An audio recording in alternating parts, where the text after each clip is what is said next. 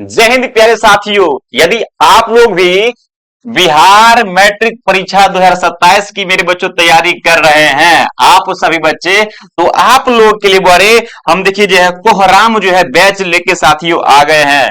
यदि आप लोग भी 2027 में मैट्रिक में 450 प्लस नंबर लाना चाहते हैं तो आज से ही इस बैच में सभी के सभी बच्चे जुड़ जाइए। इसमें आप लोग को सभी विषय की पढ़ाई एकदम प्रैक्टिकल तरीका से और एकदम जो है कॉन्सेप्ट क्लियर करके बतलाया जाएगा मेरे बच्चों। जैसा कि आज आप लोग देख सकते हैं, आज मैं आप लोग का हिंदी का मेरे बच्चों याद रखना, हिंदी जो है आपका पहला चैप्टर है गुरुजी। पहला चैप्टर जो है श्रम विभाजन और जाति प्रथा। मेरे बच्चों ये हिंदी का पहला चैप्टर है, इसका मैं आप लोग को जो है इस वीडियो में ऑब्जेक्टिव क्वेश्चन करवा दूंगा, उसके बाद इसके बाद सब्जेक्टिव क्वेश्चन करवा दूंगा। तो याद रखिएगा बैच का नाम क्या है गुरुजी? कोहराम बैच। साथियों इस बैच को भूलिएगा नहीं, याद रखना। इस बार मैं आप लोगों को पूरी जो निष्ठा से, पूरी ईमानदारी से सारा सिलेबस को कवर करूंगा। याद रखना मेरे बच्चों जी, पीडीएफ भी मिलेगा, हर एक चीज मिलेगा। तो जैसा कि आप लोग देख सकते हैं, तो सबसे पहले आप लोग एक बार मेरे रसगुल्ले वीडियो को शेयर कर दीजिएगा और वीडियो को एक बार क्या करना बाबू, लाइक करके बतलाना गुरुजी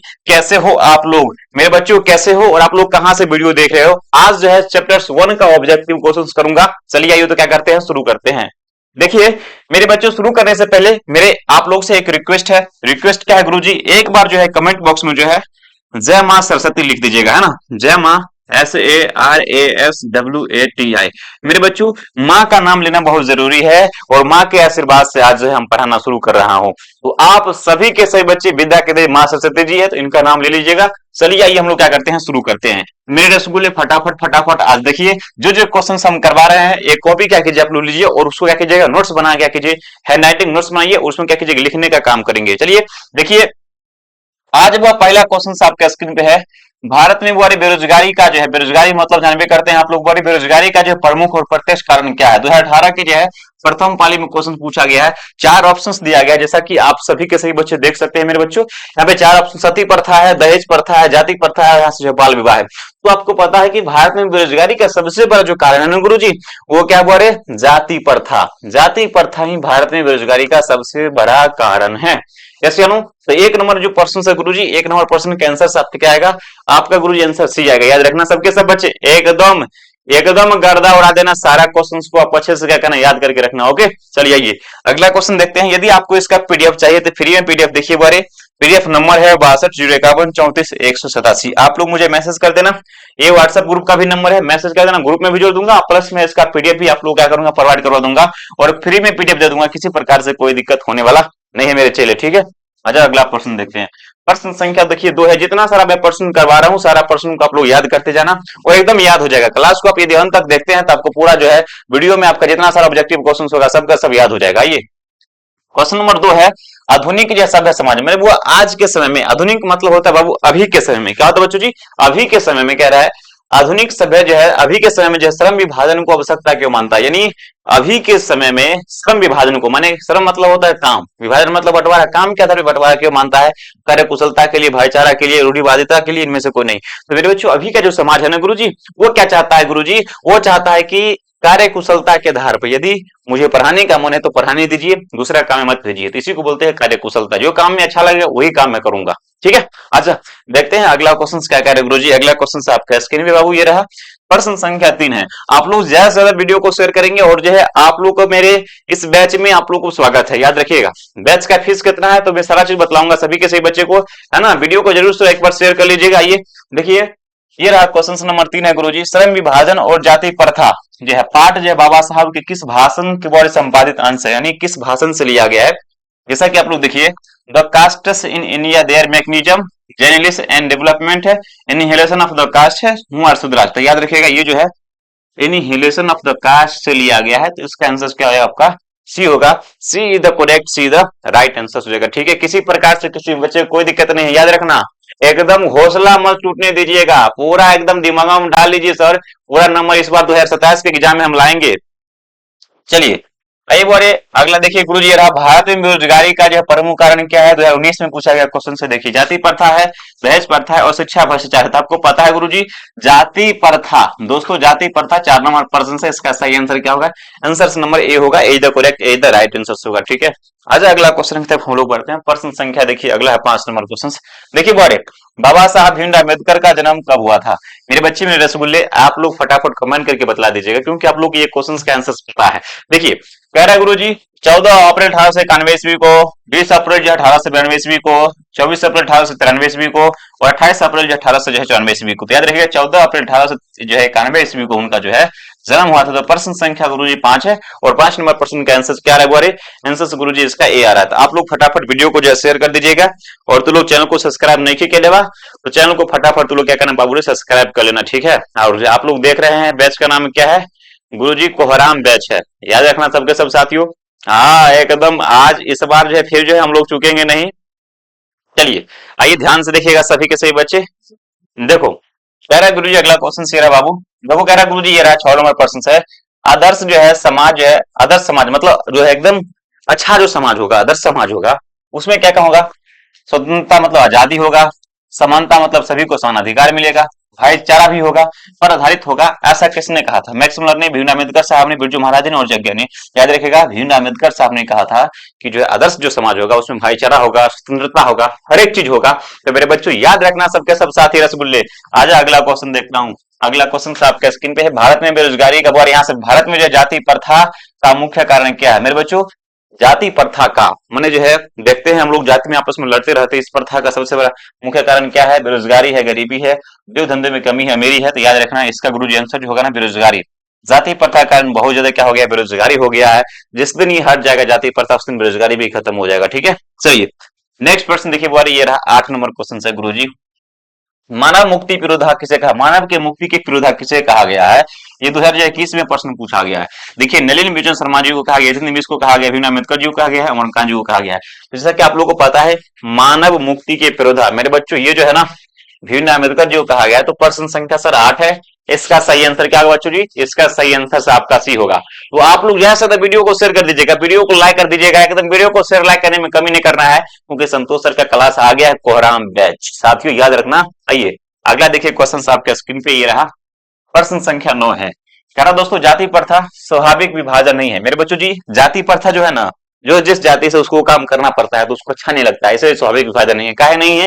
देखिए भेदभाव के कारण है, जो है शोषण के कारण, गरीबी के कारण है, रुचि पर आधारित नहीं होने के कारण। तो मेरे बच्चों जो है रुचि पर आधारित नहीं होता है ना। हमको यदि कोई काम मान लीजिए हम जो जाति से, हमको वो काम करने के लिए कहा जाएगा तो हम नहीं करें, हमको मन नहीं है तो हमको बड़ा मजबूरी से करना पड़ेगा, मतलब रुचि मेरा नहीं है उसमें, क्यों उसमें धकेल रहे हो, है ना। चलिए आइए बढ़ते हैं सर। आइए सर के लिए खूबसूरत सा आप लोग लाइन और कमेंट जरूर कीजिएगा। आइए अगला क्वेश्चन ये रहा 10 नंबर है, भारतीय संविधान का नियम। मेरे बच्चों जी कई बार पूछेगा क्वेश्चन से भारतीय संविधान, है ना, कॉन्स्टिट्यूशन का निर्माता वो किसे कहा गया है? 2022 के सेकंड पाली में क्वेश्चन आया था मैक्स मुलर को, महात्मा गांधी जी को, भीमराव अम्बेडकर जी को और यहाँ से बिरजू महाराज को। तो आपको पता होगा गुरुजी भीमराव अम्बेडकर जो है संविधान का जनक इन्हीं को कहा जाता है ना। आंसर नंबर इसका क्या हो जाएगा? सी होगा, see the correct, C the right answer से। मेरे बाबू, मेरे रसगुल्ले, मेरे प्यारे समोसे, ध्यान से देखो यहाँ पे। चलिए आइए अगला क्वेश्चन देखिए गुरु जी रहा क्वेश्चन नंबर सर जी यहाँ से कितना बा हो 11। कह रहा बाबा साहब भीमराव अम्बेडकर का वो जन्म जो है किस राज्य में हुआ था? आपको राज्य का नाम बतलाना है, मध्य प्रदेश, बिहार, उत्तर प्रदेश और बंगाल। तो याद रखिएगा गुरुजी महू मध्य प्रदेश। आंसर नंबर क्या होगा? 11 नंबर प्रश्न का सही आंसर से आपका आंसर नंबर ए निकल के आ जाएगा। ठीक है मेरे बच्चे, मेरे रसगुल्ले, फटाफट फटाफट जरा ध्यान से देखो। प्रश्न संख्या हम लोग गुरुजी 11 तक आ गए हैं और 11 नंबर प्रश्न को बड़ा अच्छा तरीका से देखो, है ना। देखिए यार आप लोग बहुत अच्छे बच्चे हैं, पढ़िए मन लगा के। आइए इस बार आप लोग को पता है हम लोग टॉपर्स वेरिफिकेशन तक पहुंचाने का काम किया था और आगे हम लोग का ये सिलसिला जारी रहेगा, बताते बड़ा खुशी हो रहा है। तो आप लोग आइए देखिए, देखिए वह प्रश्न संख्या गुरुजी 12 रहा। कह रहा गुरुजी श्रम विभाजन और जाति प्रथा के लेखक कौन है? अच्छा प्रश्न से, खूबसूरत प्रश्न से, इसका आंसर आपको ही पता होगा। कह रहा भीमराव अम्बेडकर जी को कहा जाता है, किसको कहा था बाबू रे? भीमराव अम्बेडकर जी को कहा जाता है ना, जनक यही है ना। तो प्रश्न क्या होगा यहाँ से 12 नंबर प्रश्न का सही आंसर क्या होगा गुरुजी? ए हो जाएगा, A the correct, A the right answer होगा। ठीक है अच्छा अगला प्रश्न देखो, अगला प्रश्न क्या कह रहा है गुरुजी? बाबा साहब भीमराव अम्बेडकर। दोस्तों प्रश्न संख्या 13 है। कह रहा बाबा साहब भीमराव अम्बेडकर का जन्म हुआ किस परिवार में हुआ था। ये प्रश्न बहुत खूबसूरत सा प्रश्न है, प्यारा सा प्रश्न 2023 में प्रथम पाली और सेकंड पाली दो एक ही साल में 2 बार आया था क्वेश्चन। तो सोच सकते हैं आपके लिए कितना महत्वपूर्ण होगा, है ना।